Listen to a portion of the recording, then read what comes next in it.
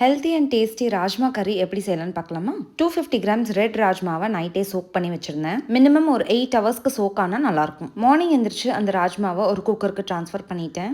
இது வேகிறதுக்கு தேவையான தண்ணி, 1 இன்ச்சு பட்டை, 4-5 கிராம்பு, 2 ஏலக்காய், ஒரு பிரியாணி இலை, கொஞ்சமாக சால்ட் சேர்த்துட்டு நம்ம ஒரு விசிலுக்கு குக் பண்ணி எடுத்துக்கலாம். இப்போ இந்த கறிக்கு தேவையான மசாலா வணக்கிக்கலாம். ஒரு பேனில் கொஞ்சமாக எண்ணெய் சேர்த்து 1 ஸ்பூன் அளவுக்கு ஜீரகம், நறுக்கி வச்சிருக்க 2 பெரிய வெங்காயம், 7-8 பல்லு பூண்டு, 2 இன்ச் அளவுக்கு இஞ்சி சேர்த்து நல்லா வணக்கிக்கலாம். நான் இதுக்கு 2 ஹைபிரிட் தக்காளியை ரஃபா ஸ்லைஸ் பண்ணிட்டு சேர்த்திருக்கேன். தக்காளி நல்லா மஷியானதுக்கு அப்புறம் ஸ்டவ் ஆஃப் பண்ணிட்டு ஆறுறதுக்கு விட்டுறலாம். ஒரு மிக்ஸி ஜார்ல நம்ம வணக்கி வச்சிருக்க ஐட்டம்ஸ் எல்லாத்தையும் சேர்த்துட்டு நம்ம வேக வச்சிருக்க ராஜ்மாவை ஒரு கரண்டி அளவுக்கு அந்த மிக்ஸி ஜார்லயே சேர்த்துட்டு நல்லா பேஸ்டா அரைச்சு எடுத்துக்கலாம். இன்னொரு பேன்ல 2 டேபிள் ஸ்பூன் அளவுக்கு எண்ணெய் சேர்த்துட்டு 1/4 ஸ்பூன் மஞ்சத்தூள், 1.5 ஸ்பூன் தனியா தூள், 1 ஸ்பூன் மிளகாய் தூள், 1/4 ஸ்பூன் கரம் மசாலா சேர்த்துட்டு எண்ணெயிலேயே நல்லா ஃப்ரை பண்ணிக்கலாம். இந்த மசாலா எல்லாத்தையும் இந்த மசாலா எல்லாம் சேர்க்கிறப்ப ஸ்டவ் சிம்ல வச்சுக்கலாம், இல்லைன்னா தீஞ்சிடும். இதுக்கப்புறமா நம்ம அரைச்சு வச்சிருக்க பேஸ்ட்டை இதுல சேர்த்துக்கலாம். மிக்ஸி ஜார்லயே கொஞ்சம் தண்ணி அலசி அதையும் சேர்த்துக்கலாம். நம்ம ஆல்ரெடி ராஜ்மாக்கு கொஞ்சம் உப்பு சேர்த்திருந்தோம். இப்போ இந்த மசாலாக்கு தேவையான உப்பு நம்ம ஆட் பண்ணிக்கலாம். இந்த மசாலா எல்லாம் ஓரளவுக்கு கொதிச்சு வர்றப்ப நம்ம குக்கர்ல இருக்க ராஜ்மா எல்லாத்தையும் இதுல சேர்த்துக்கலாம். ஒரு 5-7 நிமிஷத்துக்கு மூடி போட்டு வேக வச்சிடலாம். ஒரு 7 நிமிஷத்துக்கு அப்புறம் நீங்க மூடி திறந்து பாத்தீங்கன்னா நல்ல எண்ணெய் பிரிஞ்சு கிரேவி கொதிச்சுட்டு இருக்கும். ஃபைனலா கொத்தமல்லி ஆட் பண்ணிட்டா சூப்பரான ராஜ்மா கறி ரெடி. இது சப்பாத்தி, ரைஸ், பூரி எல்லாத்துக்குமே நல்லா இருக்கும். ட்ரை பண்ணி பாருங்க.